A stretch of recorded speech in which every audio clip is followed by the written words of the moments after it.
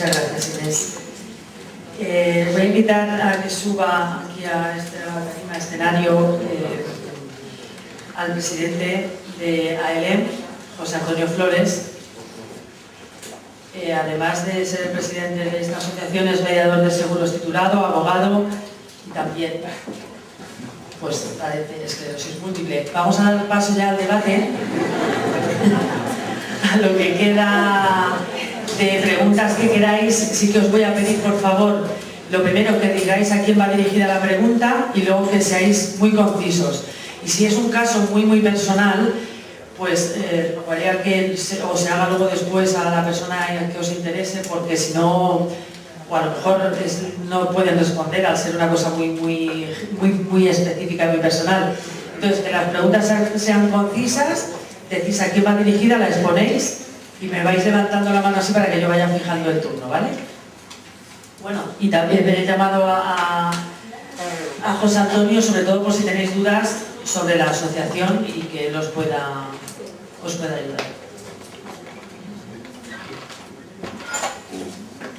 La mía es de la señorita Grau. Me gustaría saber cuál fue tu primer pensamiento cuando llegaste a Kilimanjaro, ¿no? Porque a mí me emociona un montón, pero me gustaría saber qué es lo que pensaste cuando llegaste a lograr tu propio Kilimanjaro.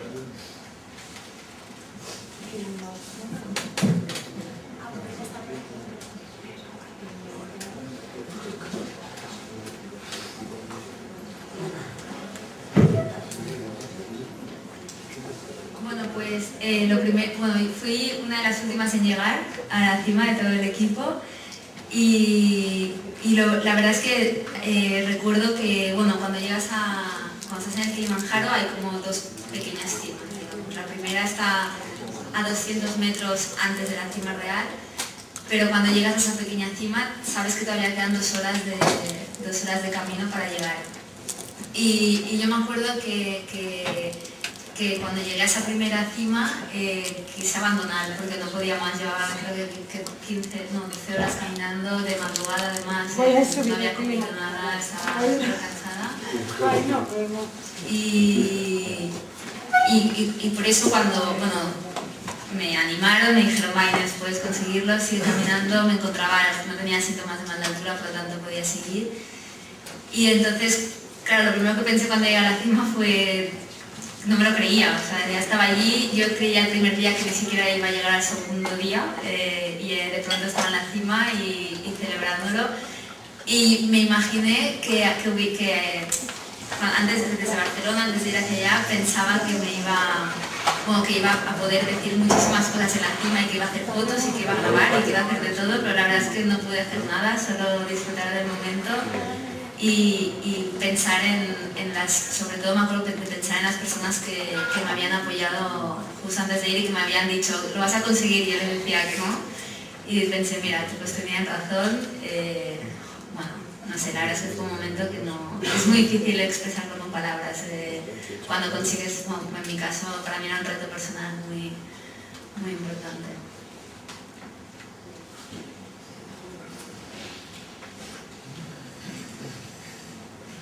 Sí, es para Nacho. ¿Me podéis explicar el tema que preguntó la chica antes de los plazos del Finalimón? Porque hay un plazo, no sé si le entendía a la chica que llevaba 24 meses tomando el Finalimón, la pastilla, y llega un momento que se corta, o cómo va eso. Creo que dijo 14 y creo que fue un problema más que médico, fue un problema, me imagino, más burocrático, creo. Sí, pero parece un problema burocrático, sí. O sea, que la Seguridad Social llega a un punto que dice no te podemos dar más la pastilla, o cómo va eso. Porque si te funciona... No hay una fecha de límite. No hay una fecha, no. Ah.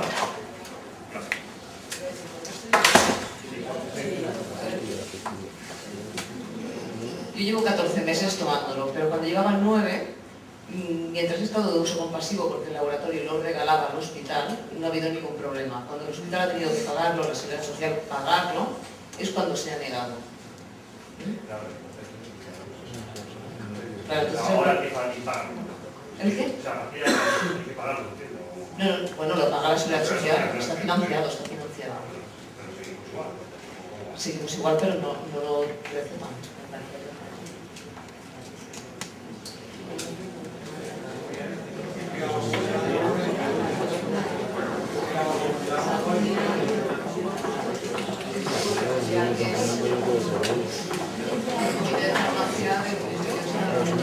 Que precisamente no hay ningún médico que se limite de farmacia.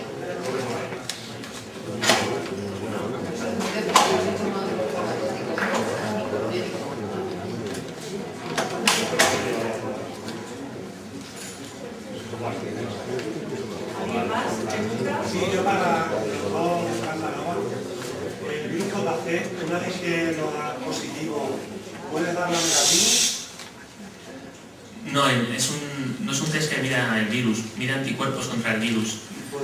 De tal forma que se supone que si tienes anticuerpos, quieres decir que has tenido contacto con el virus. Es un virus que queda latente, no desaparece. O sea, ¿no se podría dar de una vez positivo y luego negativo? No. Bueno. Habrá sido un error, por supuesto, de la técnica, puede haber un porcentaje de error mínimo, pero puede haberlo.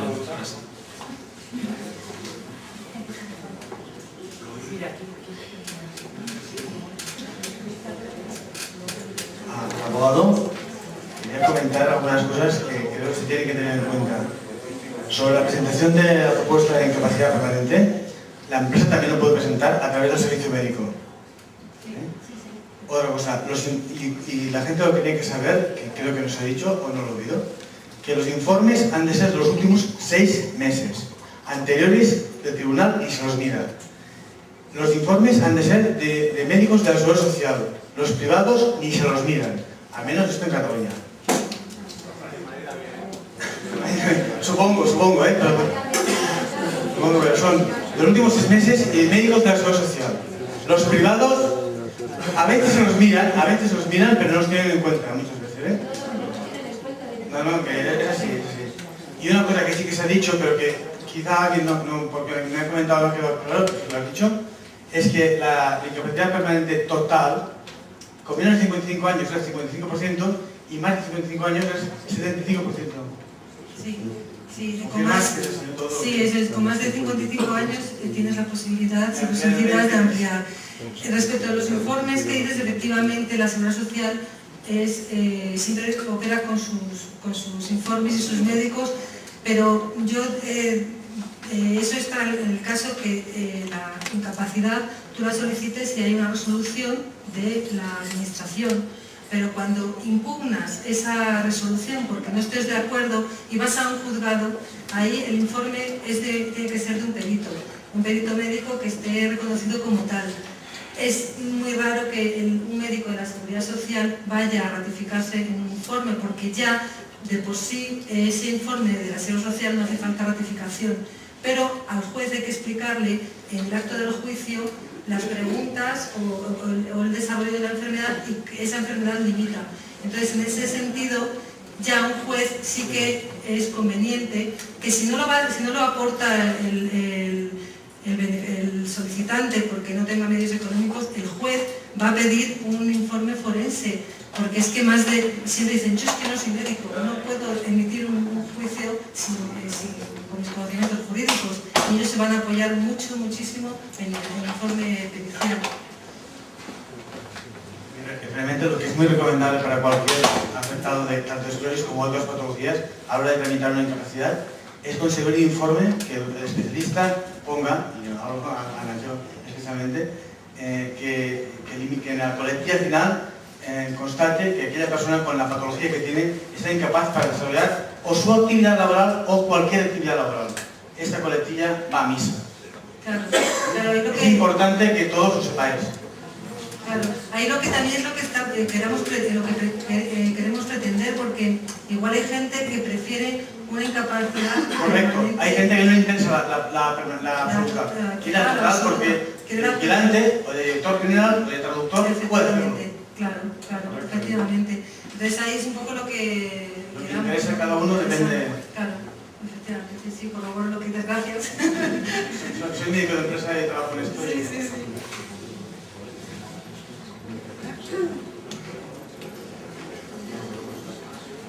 Hola, mi pregunta es para Inés. De las 10 personas personas que subisteis todos con esclerosis, posiblemente con medicación, quiero saber cómo lo apañabais, si los pinchabais, si esa persona acompañante. Es como intrigante, porque yo, por ejemplo, en Cuba lo pasé mal, o sea, tenía que lavarme las manos y no podía. ¿Qué pasa en el campo durante 10 días?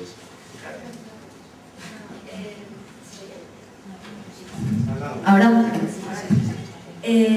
nosotros al ser este tipo de grupo que ya muchos de nosotros teníamos que llevar medicación, yo en mi caso al administrarla una vez a la semana ya intenté cuadrarlo para no tener que subir la medicación a la montaña, pero sí que había muchos compañeros míos que tenían que ponerse una inyección a diario. Nos acompañaban 2 médicos, de los acompañantes 2 eran médicos, que ellos primero se encargaban de revisar un poco nuestro estado cada noche para ver que todos estábamos bien y que todos estábamos poniendo bien a la altura, y luego algunas de las personas que sí empezaron a tener síntomas relacionados con la esclerosis múltiple, pues estos 2 médicos las valoraron, sobre todo estuvieron muy pendientes de ellas, se aseguraron de que la medicación se estaba cuidando bien, estaban intentando mantener la higiene lo máximo posible, porque tampoco te puedes duchar ni puedes... Bueno, teníamos jabón y agua, pero bueno, lo básico. Y bueno, la verdad es que nos apañamos como pudimos.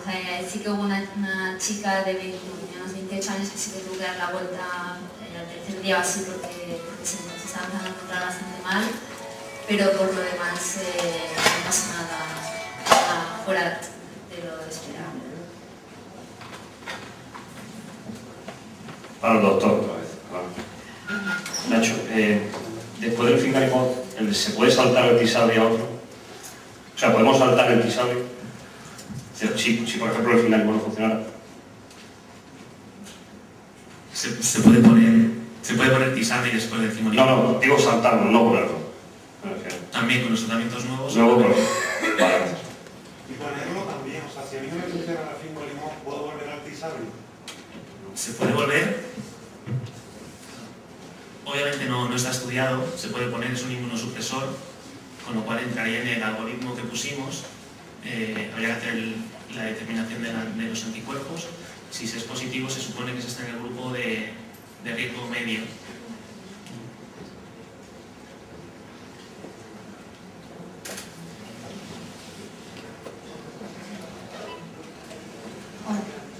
Es para ti. Una pregunta que tengo ya hace muchísimos años, que siempre le doy vueltas. ¿A partir de qué momento recomiendas empezar a mover los trámites para pedir la incapacidad? La incapacidad es que normalmente viene derivada de una incapacidad temporal. Has tenido un periodo de enfermedad y entonces si has transcurrido esos 12 meses, tu propio médico de la Seguridad Social te va a proponer para una incapacidad. En el caso que no sea así, tú no te sientas con fuerza para trabajar al 100% y tengas reconocida algún tipo de minusvalía, bueno, tendrá que ser un 33, y en ese momento tú no te sientes con fuerza para hacer una jornada al 100%, podrías empezar a solicitar una incapacidad permanente parcial. Yo creo que además, cómo funciona la enfermedad, por cómo es tipo brotes y tal, es muy posible que en este tipo de dolencias puedas ir pasando por las distintas grados de incapacidad. Pero en principio es que el propio médico o la propia empresa, a través de su mutua, sí te lo van a proponer, porque claro, pueden pensar que va a ser muy caro el régimen, la situación de bajas y tal, o para la empresa que no vas a ser productivo, y si es una incapacidad permanente ya se va a extinguir un contrato de trabajo, si es total o absoluta. Entonces, ¿y la minusvalía? Claro, la minusvalía es que eso es muy personal, depende de lo que te limite para tu vida. Ahora me hablaba una persona del público que le han dado un 10% de minusvalía. Entonces, claro, con eso no sé, bueno, sí, tiene ese reconocimiento, pero efectos legales, o bien lo va a tener que solicitar dentro de un tiempo, o bueno, eso es un poco como se encuentre. Nada. Puede ser la mutua o el servicio médico de la empresa. Sí, que tenga... Exacto, que hay empresas grandes que tienen servicio médico y no es la mutua laboral, es el servicio médico de la empresa que la puede proponer porque el rendimiento es muy bajo, porque el trabajador te lo solicita, oye, tramítame esto que no puedo. Y tanto puede ser la minusvalía como la incapacidad permanente. Y lo que comentábamos en cada total o absoluto.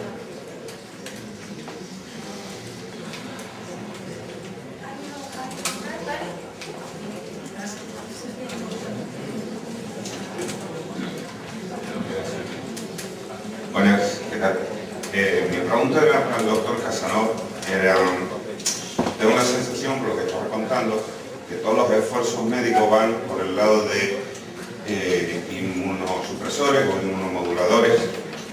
O sea, siempre van enfocados al por qué a mermar la actividad del sistema inmunológico. No hay nada que enfoque la enfermedad desde otro punto de vista, por ejemplo, el por qué cruza la barrera hematoencefálica el sistema inmunológico, por qué está presente en el sistema nervioso cuando no debería estar ahí. No sé si me expliqué bien. Sí. El motivo por el que cruza la barrera hematoencefálica es precisamente porque existe inflamación. Existe una inflamación que rompe esa barrera hematoencefálica. Eso permite que haya una mayor permeabilidad de las células hacia adentro. Entonces, la mayoría de los esfuerzos en investigación son esos dos postulados, la inmunomodulación o inmunosupresión, también porque es la parte más visible y la parte más fácil de abordar ahora mismo, ¿no? Desde luego hay investigación en otros campos, pero no conocemos otros mecanismos de acción, no conocemos otras causas que provoquen la esclerosis múltiple, ni otras lianas terapéuticas tan sencillas.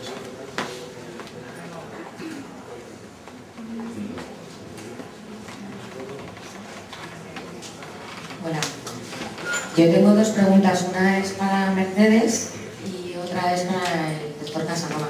La de Mercedes es, ¿hay alguna posibilidad de solicitar una reducción de jornada laboral? Porque, por ejemplo, con el cansancio que tenemos todas las personas de esclerosis múltiple, para mí, yo ahora mismo estoy con reducción de jornada por cuidado de menores, pero cuando a mí se me acabe, yo me veo incapaz de soportar una jornada de 8 horas, o sea, de más de 6 horas que tengo ahora. Hay días que me cuesta aguantar las 6 horas. ¿Cómo puedo tramitar para prolongar esa reducción de jornada cuando acabe la vida de hijo? Solo te cabría la posibilidad de llegar a un acuerdo con la empresa. ¿Y cómo lo harían? Pues hablando con la empresa y porque se nos varía tu contrato de trabajo, claro, con el Departamento de Recursos Humanos. Y entonces sería justificar este contrato de trabajo porque la empresa, si lo hace unilateralmente, tú podrías impugnar esa situación, salvo que solicites una incapacidad permanente parcial, entonces ya se va a reducir, ahí se declararía el porcentaje de reducción de jornada y la empresa tiene obligación de cumplir.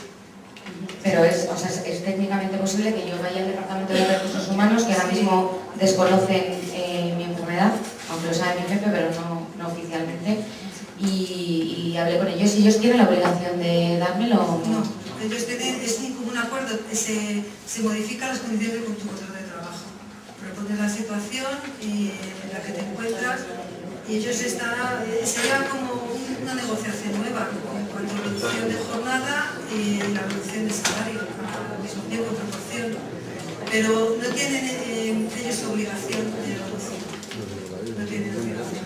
De acuerdo, gracias. Y para Nacho, uno de los factores ambientales que mencionabas era el Epstein-Barr, o sea, que es el mismo de la mononucleosis infecciosa, ¿no? El IgG y el IgM. Uno, tras haber pasado una mononucleosis infecciosa, tiene más posibilidades de tener un brote. Sí, existe más riesgo de tener un brote después de haber pasado la mononucleosis.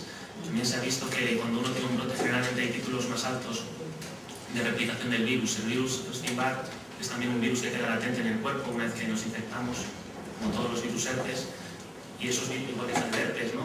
Te puede salir de forma repetitiva, pues el virus Epstein-Barr se puede replicar dentro del cuerpo sin darte síntomas de una forma repetitiva, y parece que está comprobado que en los brotes generalmente existe una replicación del virus Epstein-Barr.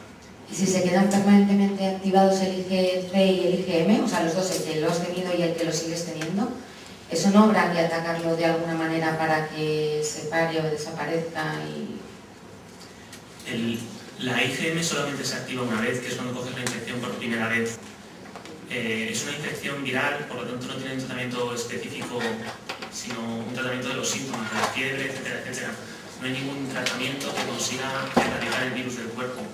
Pasa como el herpes. Si tú tienes un herpes labial y es muy leve, no hace falta tratarlo.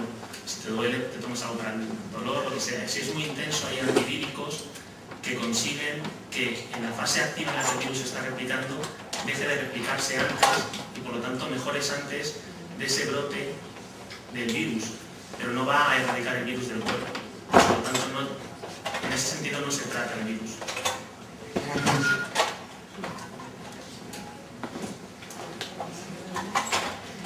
También es para el doctor.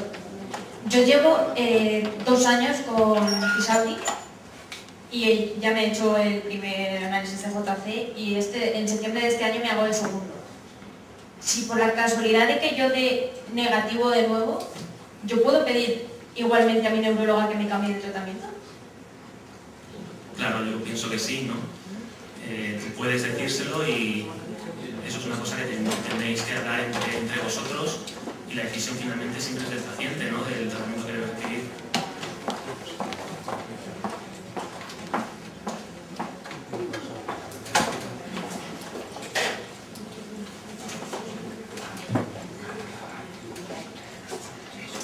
Bueno, yo no voy a hacer una pregunta, simplemente quería dar un poco de aliento porque estoy viendo que en el tema laboral estamos ahí metiéndonos en un tema un poco pesimista y no se nos debe de olvidar que las empresas tienen la obligación de tener en su plantilla un 2% de trabajadores con discapacidad. Ahora mismo hay empresas que buscan y están en busca y captura de discapacitados para que las empresas grandes puedan completar esta cifra. Y esas empresas se ajustan a horario, a teletrabajo y a lo que queráis. De verdad que es así. ¿Para limpiar portales? Bueno, para limpiar portales no sé, pero desde luego hay empresas, las empresas grandes y hay empresas de contratación de trabajo que están como locos y hay muchos puestos de trabajo en los que una persona que en principio pues, tiene una dificultad de movilidad puede perfectamente estar trabajando. Entonces, bueno, un poquito más de positivo. Yo sí aconsejo que en la medida de lo posible todo el mundo intente sacar su certificado de minusvalía por las ventajas que ello supone y que no necesariamente, según la empresa que trabajes, tienes por qué presentarlo. Luego, cuando tú haces tu declaración de la renta, lo aplicas.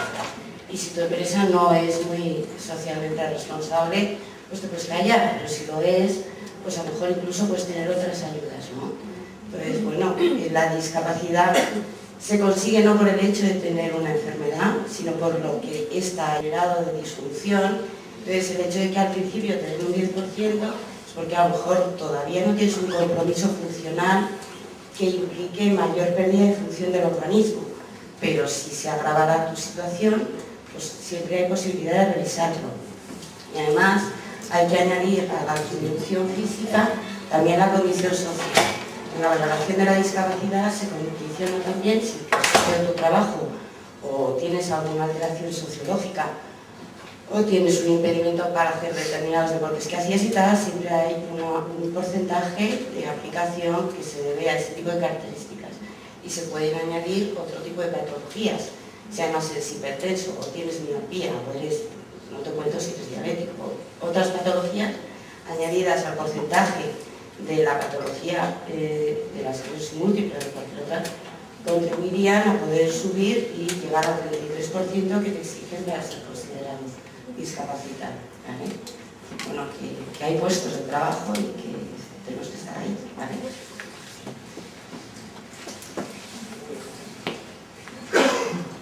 Quería hacer un pequeño comentario a la pregunta que me habían hecho antes de los virus. Bueno, la verdad que los tratamientos, muchos de los mecanismos, como he dicho antes, no se conocen completamente, ¿no? Pero uno de los campos de investigación más extensos probablemente del laboratorio del equipo del doctor Arroyo y precisamente su tesis, que además es una pregunta que antes me había hecho uno también de los asistentes, en concreto con el interferón, está estudiado que el interferón disminuye la tasa de brotes y parece que existe una correlación, no está 100% tampoco demostrado, no ha salido en todos los estudios que se han hecho por todos los grupos de investigación, aunque el nuestro sí lo encuentra de una forma muy consistente, es que esa disminución de la tasa de brotes parece que disminuye la replicación de un virus también del grupo R, que se llama el virus RP6, con lo cual el interferón podría tener un efecto inmunomodulador, antiinflamatorio, pero también podría tener un efecto parte, al menos de su eficacia, o de su efecto iría vinculado a controlar factores ambientales, en ese caso. Sí, quería hacer una pregunta para usted, doctor. El brote es un síntoma que dura más de 24 horas, luego, eso es como se cataloga cuando va, pero ahí es cuando están atacando la mielina, es cuando ya se ha atacado y todavía hay inflamación, es cuando la placa todavía se está formando y por eso no deja pasar el impulso. ¿Qué es realmente el brote? ¿Cuando pasa la barrera hematoencefálica o cuando están atacando la mielina? El brote es cuando están atacando la mielina. O sea que puede haber en la barrera linfocitos y demás, y no por no atacarla, no está de brote.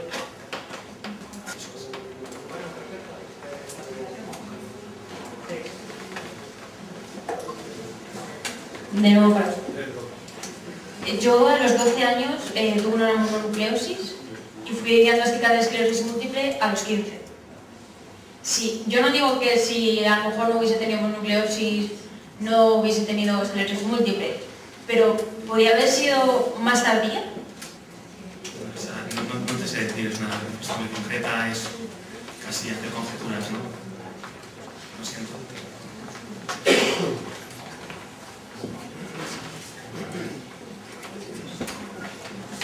Perdón, a propósito de los virus, el doctor Arroyo en 2004 inició una investigación con otros centros nacionales sobre la posible causa, etiología de la esclerosis múltiple a través de los virus herpes humano tipo 6. No sé cuántos años ha seguido esta investigación. ¿Nos podrías decir a qué conclusiones se llegó como posible causa de la esclerosis múltiple? Es un poco lo que he contestado antes, es una teoría, parece ser que la gente que tiene esclerosis múltiple tiene, igual que el virus Epstein-Barr, más prevalencia o seroprevalencia frente a ese tipo de virus, pero no es una cosa que se haya encontrado en todos los estudios. Hay investigadores que lo encuentran, hay investigadores que no, luego no se puede emitir un juicio definitivo.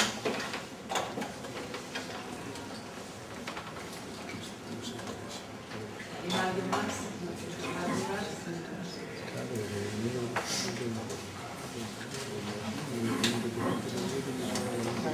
Nacho, ¿tú podrías decir qué circunstancias, o sobre todo por la experiencia que tienes con los pacientes que ves, qué circunstancias exógenas contribuyen a que se desencadene un brote o a que se produzcan? Me refiero entiendo que son situaciones proinflamatorias, puede ser el estrés, puede ser falta de sueño. Pregunto, ¿hay alguna teoría o todos son conjeturas? En la medida en que podemos hacer nosotros para, aparte de la medicación, para evitar futuros brotes, si es que hay algo que podamos hacer. Entiendo que sí, las medidas higiénico-dietéticas, pero aunque solo sea por tu experiencia personal, hay algo que puedas decir, esto no está estudiado, no tenemos ensayos clínicos nivel de evidencia 1A, pero esto es más o menos común en todos los pacientes. Y si habéis observado en grupos poblacionales, aparte de los que has comentado del norte de Europa y Escocia y todas las zonas que se saben, grupos poblacionales o laborales en los que haya mayor incidencia de esclerosis múltiple. Sí, podría plantearte una duda mucho más concreta respecto a ese tema. Lo que pasa es que, como habéis comentado, que en casos personales no, pero incluso mi pregunta iría más allá todavía. En personal sanitario, yo tengo una percepción subjetiva de que la incidencia de esclerosis múltiple es muy elevada. Según mis cálculos, incluso 100.000 veces más que en la población general. Yo soy personal sanitario. Entonces, si es virus de Epstein-Barr, puede tener una explicación, pero como tú bien has dicho, es un virus muy ubicuo, con lo cual, en fin, nada. Pero en determinadas áreas del hospital se producen brotes de personas a la vez en la misma época, en una semana, 2 semanas, concretamente 3, 4 brotes en la misma vez. Yo no sé si eso se puede comunicar. Preventiva no le ha dado demasiada importancia, puesto que la enfermedad en brotes es puramente casual. Y bueno, pues casualidad, y encima somos todas mujeres, con lo cual, pues, en fin, que te voy a contar, es más frecuente en vosotras, es casualidad. Pero no sé si es, me resisto a creer que es casualidad, pero quizás desconocimiento mío epidemiológico, estadístico, yo soy médico. Entonces las dos cosas son una, ¿qué se puede hacer si tienes idea para evitar prevenir brotes? Y segundo, si con respecto a esto que te digo, tú tienes alguna información o alguna percepción personal o simplemente si existe mayor incidencia en determinadas poblaciones, nada más por eso. Que yo sepa no hay ningún factor externo que influya. Es verdad que muchos lo comentáis, el estrés, pero muchos también comentáis el efecto inverso, cada vez están muy estresados y de repente has ido a tranquilizaros y os da el brote. Son experiencias personales, yo creo que igual existe alguna tendencia, no la conocemos, no la conozco. Y no sé si se va a llegar a encontrar, porque son ya unos cuantos años de esclerosis, de investigación en epidemiología. Eso me llama mucho la atención y yo creo que le llama la atención a toda la gente de aquí. Siempre en todas estas jornadas se habla mucho de tratamientos, pero es lo que decía antes ella, ¿no? A todos también, como enfermos, nos preocupa, no solo si a nivel básico se están haciendo estudios, lo que dices tú, eso sale un poco fuera del ámbito de los hospitales, eso es ya casi cosa de biólogos, de genetistas, etc. Pero los estudios epidemiológicos, a veces por estudios epidemiológicos puedes detectar factores comunes, ¿no? que influyan en el desarrollo de una enfermedad de un brote y de ahí dirigirte hacia la causa. Entonces, no sé si ya se hace o no, yo le encuentro poco publicado, encuentro poco en internet y en revistas médicas sobre eso, ¿no? Hay alguna cosa, pero también no está muy claro. ¿Ha habido algún brote epidemiológico? Hubo en las Islas Faroe después de la Segunda Guerra Mundial. Se piensa que no se sabe si fue un factor ambiental, si fue un factor viral, si fue simplemente que llegaron muchos británicos que tienen una tendencia más alta a tener esclerosis. Entonces, ¿hay algún estudio, hay algún dato que tampoco es 100% concluyente?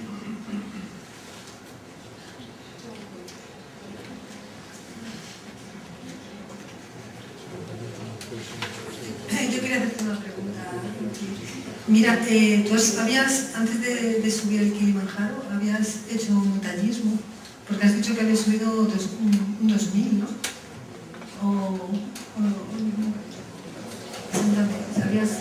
¿Habías hecho montañismo antes? No, nunca. Era una vez que me animaba a... Había estado en la montaña, que no tiene nada que ver con llevar una mochila de 1 kilo durante 7 días y... Entonces sí, por eso entrenarme básicamente el cardiovascular, aprender a oxigenar mejor el cuerpo, a muscular mejor las piernas, las espaldas, para poder... O sea que tu primer monte ha sido el Kilimanjaro. Sí. Ya que lo hacemos, hay que hacerlo bien.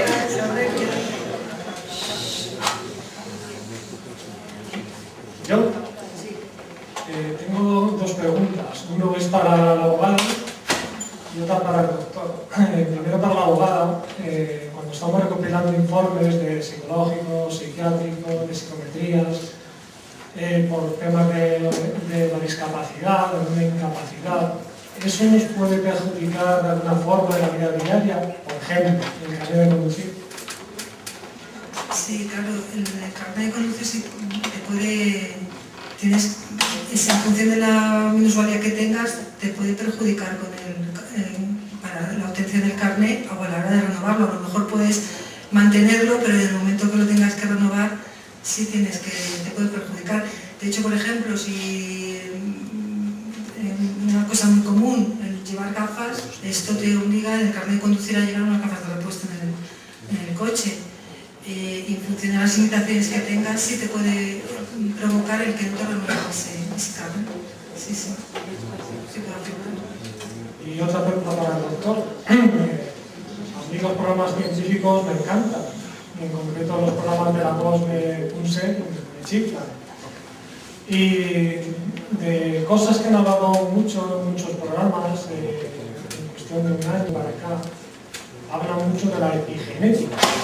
Y quisiera saber si eso tiene alguna importancia. Para ellos, desde luego, tiene muchísima para los investigadores, pero a nivel médico no lo sé. Tiene mucha importancia, es un campo muy moderno de investigación. El componente hereditario de la esclerosis es muy pequeño, apenas explica el 25% en casos de gemelos que comparten todo el genoma. Entonces se están intentando buscar otros factores genéticos también que puedan influir, y entre ellos la epigenética, que son moléculas fundamentalmente de grupos metilo que se unen a determinados genes y los activan o los inactivan, y parece que esa epigenética, que es algo que modifica nuestros genes pero que no está en el código genético, también puede quedarse, obviamente. No se sabe por qué mecanismo se hereda. Mi pregunta es para... No, todavía no tengo controlado el micrófono. Mi pregunta es para Inés. Comentaste que te habían hecho muchas pruebas durante ese año que estuviste preparándote para subir el Kilimanjaro. A posteriori, ¿hiciste algún tipo de pruebas? ¿Qué resultados, qué cosas pudieron identificarse que haya variado, que haya cambiado respecto a las pruebas anteriores? Bueno, antes de ir, lo primero que hice fue consultar con mi neurólogo si me parecía bien que hiciera algo así, necesitaba su visto bueno. Me hice una prueba de resistencia, también sobre todo para ver un poco cómo oxigenaba el cuerpo, cómo recuperaba otra vez el estado de reposo, digamos. Y todo fue favorable, y al volver, la verdad es que no volví a hacer ninguna revisión, pero básicamente porque me encontraba eufórica, así que no, sí, no lo vi necesario.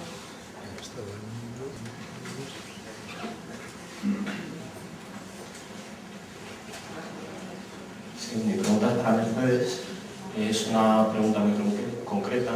Si una persona está desempleada cobrando el paro, se coge una baja médica, entiendo que ya no es el SEPE el que paga, sino es el INS. Sí. Y luego, cuando se termina el paro, el desempleo, sigue cobrando del INS, cobra de la mutua de trabajo, cobra de la mutua de la empresa, no cobra nada. Vamos a ver, cuando tú estás ejerciendo la prestación por desempleo, empieza una incapacidad temporal, empezarías a cobrar por la incapacidad temporal. Si cuando acabas esa incapacidad temporal te ha quedado parte de desempleo, cobrarías a cobrar otra vez desempleo, pero no se acumulan. No se te queda, si te faltaban 5 meses, luego paras, o sea, se interrumpe la ET y vuelven tus 5 meses, sino que se continúa sumando. Y en el caso que se acabe antes el paro que la baja médica. Tú continúas tu baja médica. Pasaría... Sí, por ejemplo, mañana se acaba el desempleo y uno está en baja médica, ahí, como se acaba el desempleo, como cobra de la mutua de trabajo, sigue cobrando de él, aunque no le tiene escapado porque lo haya conseguido. Tú continúas, pero tú, si cumples los requisitos para ser beneficiario y cobrar por una IT, continúas con tu IT, claro, hasta que finalices. Y luego otra pregunta también relacionada, cuando uno tramita la incapacidad, tengo entendido que hay veces que en vez de ser el INS el que paga, es la mutua del último trabajo. Sí, porque la empresa se acoge a esa opción. De hecho, si la empresa tiene una mutua privada, va a ser siempre la mutua. Esto ha cambiado hace relativamente pocos años, antes era el INS.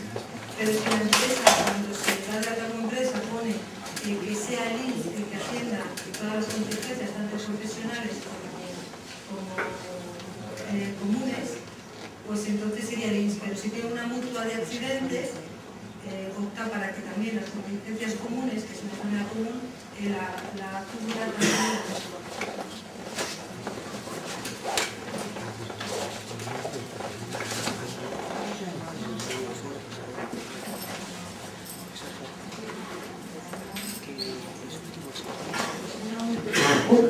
Una última, Nacho. Comentaste los nuevos tratamientos, por ejemplo, con Abonex. Cuando nosotros os preguntamos la posibilidad de cambiar de un Abonex a un tratamiento con pastillas oral y demás, siempre, a mí por lo menos, la contestación es espera porque todavía todavía está un poco... la respuesta es, si tu medicación te va bien, ¿para qué cambias? Esa es la respuesta. La pregunta, me parece fantástico, ¿eh? Me parece fantástico. Pero la pregunta es, en este abonés que comentabas que iba a ser o bien el utilizar el inyector o bien el utilizar un abonés que no se ponía cada semana, sino cada más tiempo, ahí también habría que esperar porque es distinto, es el mismo con otra forma de dosificación y sería igual. ¿Recomiendas que os pidamos cambiar si queremos o nos vais a decir sigue con lo que tienes? En cuanto al Abonex Pen, eso es lo mismo que el Abonex normal, lo único que cambia es la jeringa, no hay más cambios, entonces es más cómodo y estamos recomendando cambiarlo en principio, a no ser que haya personas, hay pacientes que no quieren pincharse o que quieren hacerlo como lo están haciendo antes y pueden continuar. También el problema de la Abonex Pen es que no permite titularlo, no permite dar diferentes dosis, es la dosis total fija. Entonces para iniciar un tratamiento es preferible empezar con los antiguos porque te permite regularlo. Y en cuanto al perfilado, pues ahí sí que hay una modificación de la molécula, tendrán que hacer estudios para corroborar que es igual de efectivo y en este caso yo pienso también personalmente que si el paciente quiere más cómodo, ¿no? Con esta práctica nos lo cambiamos.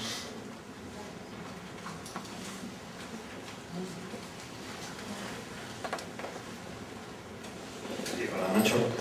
En el tratamiento de la viremia, si ocurriera uno de los síntomas descritos adversos, de, por ejemplo, el edema de mácula, y se tiene que suspender el tratamiento, como decís, ¿no? Que se suspende el tratamiento, después de un margen de tiempo de seguridad, ¿se podría volver a retomar? No se ha hecho eso, no se recomendaría, porque probablemente volverá a ocurrir. ¿En qué casos el edema de mácula? Me dijiste que un caso habéis tenido solo. Nosotros no hemos tenido ninguno, en los estudios ha habido varios, es un fármaco que también se ha estudiado para otros tratamientos, como trasplante renal. Entonces, el edema de mácula ocurre, hay factores de riesgo, como todo, la gente que es diabética, la gente que ha tenido alguna uveitis, puede tener un poquito más de riesgo. Sobre todo está descrito en los pacientes que participaron en los estudios del trasplante renal. Claro, mucha gente que tiene trasplante renal es gente que es diabética y por eso ha tenido un fracaso renal. Entonces, en esos casos es más frecuente.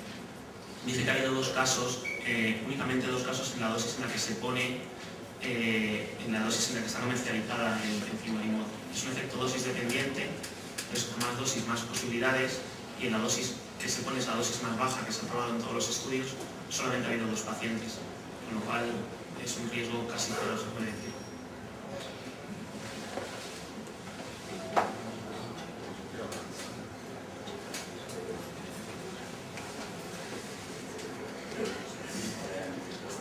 Hola, es para el doctor. Quería preguntarle, antes le han preguntado por qué el sistema inmune atraviesa la barrera hematoencefálica y que le ha contestado que era porque había una inflamación. Yo quisiera, pues, a ver, si me podía contestar por qué la progresiva primaria, si no hay inflamación, ¿por qué la atraviesa? Se sabe que en la primaria progresiva hay cierta degeneración de los oligodendrocitos de forma normal, hay una cosa que se llama apoptosis. Esa apoptosis va vinculada por un mecanismo diferente a la inflamación, lo cual parte del mecanismo no tiene que ver con la inflamación. Y sí que hay, además, aunque no haya una inflamación evidente, en las formas primarias progresivas también hay inflamación y de hecho se ve en la resonancia. A veces algunos pacientes tienen captación de contrastes. Cuando decimos eso, que es una cosa que decimos mucho, ¿no? La resonancia, si está activa o no, en muchas personas con formas primarias progresivas existe actividad con captación de gadolínio, eso quiere decir que la barrera hematoencefálica está rota y han pasado células a partir de ahí.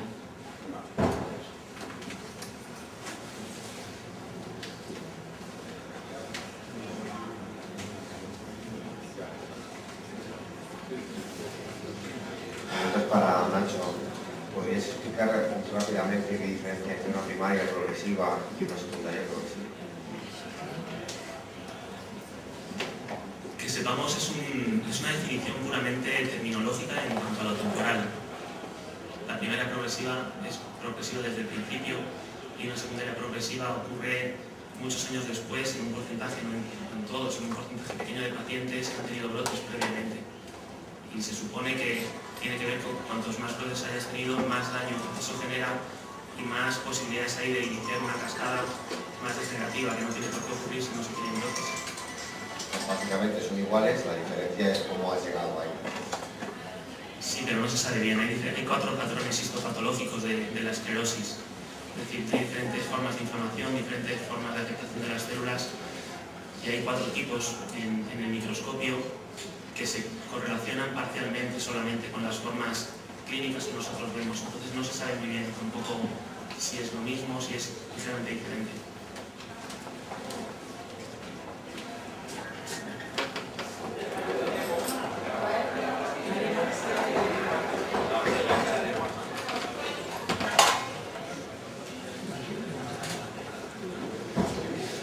Una pregunta para la abogada. Vamos a ver si... hablo de un caso concreto, que habréis dicho de no personalizar. Pero bueno, yo tengo una incapacidad, yo tengo o sea, la seguridad social me tiene reconocido como pensionista, así que cobro el 100% y una permanente absoluta. Entonces, por una serie de razones, me han ofrecido trabajar. Entonces, claro, me ha dado muchísimo miedo en la situación actual. El decir, bueno, pues voy a renunciar a la incapacidad esta que tengo para poderme trabajar. Y esto lo podría hacer de forma inmediata. Lo que quisiera saber es, en caso de que el cuerpo no me aguante o que las cosas no vayan bien y demás, si quiero recuperar la situación de pensionista, si eso es inmediato o tendría que volver a pasar un tribunal y volver otra vez con todo la carrera esta de obstáculos. Vamos a ver, la incapacidad permanente es la absoluta.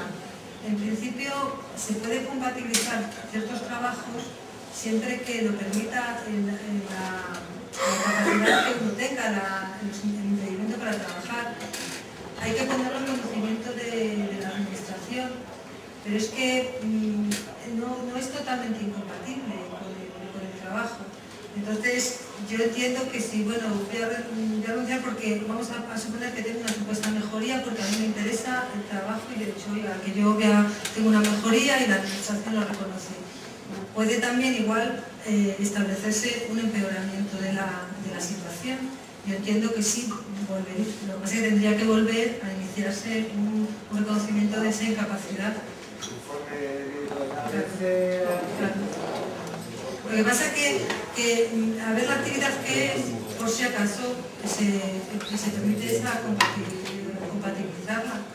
Porque como es una incapacidad para todo tipo de profesión, pero sí es verdad que se permite ciertos trabajos. Entonces, no sé el caso.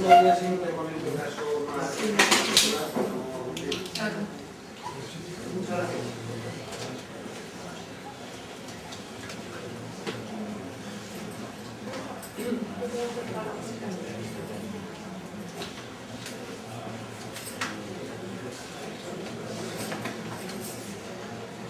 Sí, es para no hacer Es que yo siempre me he preguntado cómo detectáis que una esclerosis pasa de ser recurrente remitente a primaria progresiva o secundaria, no sé, por qué medio.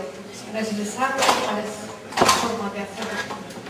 Vale, y luego para el abogado, lo que ha dicho antes de lo del tema de la incapacidad absoluta, siempre entendí que la absoluta era que no podías trabajar, supongo que te quitarían la pensión. Si, imagínate que yo, lo que dice él, mejoras, quieres desarrollar un trabajo, tendrías que elegir entre el salario de ese trabajo o la pensión, que creo que será así el tema. O sea que, dos cosas. Vale, gracias.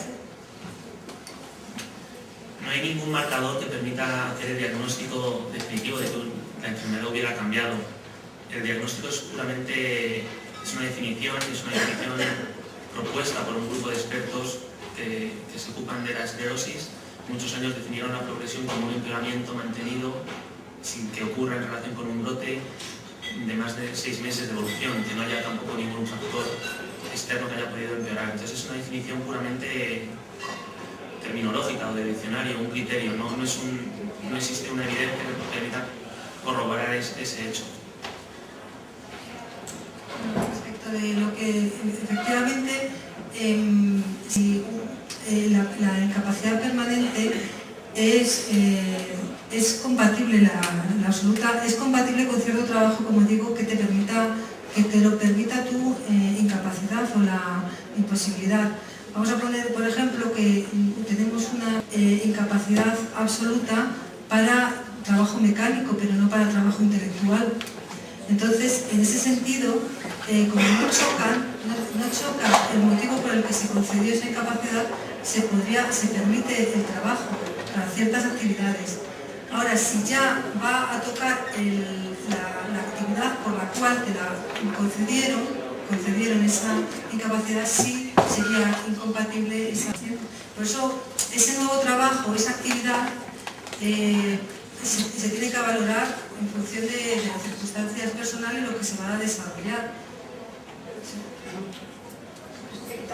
Te quitaría la pensión en ese caso, supongo, ¿no? Una cosa u otra, el salario o la pensión, supongo. Si es un trabajo compatible, se compatibiliza. Si es que va a afectar a una actividad que tú venías desempeñando, te den una incapacidad porque supuestamente no quieres desempeñar y ahora sí, pues sí, se la quitaría, claro. Porque empezaría a trabajar, o sea, empezaría a percibir el salario de la empresa.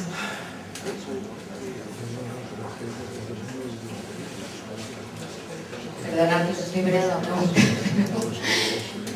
Para la memoria, concentración, ¿qué podemos hacer que más allá? O sea, yo veo que hay tratamientos para la marcha, para el cansancio, no muy allá, pero algunas cosas. Pero para el tema de la memoria y la concentración, que ahora parece que ya por parte de los equipos médicos también se está reconociendo como síntoma, porque antes casi se achacaba más al estrés que a la propia enfermedad. ¿Hay algo o alguna línea de investigación abierta o algún tratamiento disponible para que pueda ayudarnos en ese tipo de cosas? Seguro que hay líneas de investigación que desafortunadamente no conozco. Se intenta tratar de forma sintomática con fármacos que aumentan la concentración como en cualquier otro problema o otra enfermedad.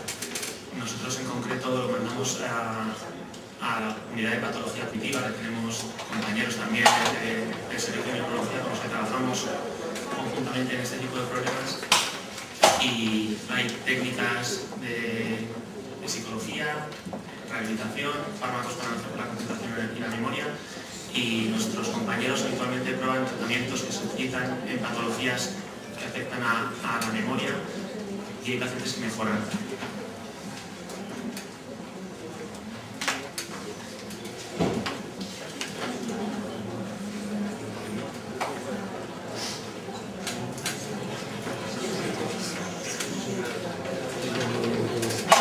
Bueno, pues muchas gracias a todos. Antes de darle paso a José Antonio para que clausure oficialmente la jornada, yo quería dar las gracias a todos porque ha salido muy bien, todo dentro de tiempo, a los ponentes por su concisión, claridad y su disposición, a vosotros por haber venido, los que son de aquí, los que os habéis desplazado a otras ciudades, que me consta, incluso a familiares que han venido solo sin sus afectados por la enfermedad, solo por informarse, y agradeceros de verdad toda la positividad que transmitís y el buen rollo que tenéis entre todos, y espero que siga así. Entonces ya clausura la jornada José Antonio Flores, el presidente de AELEP.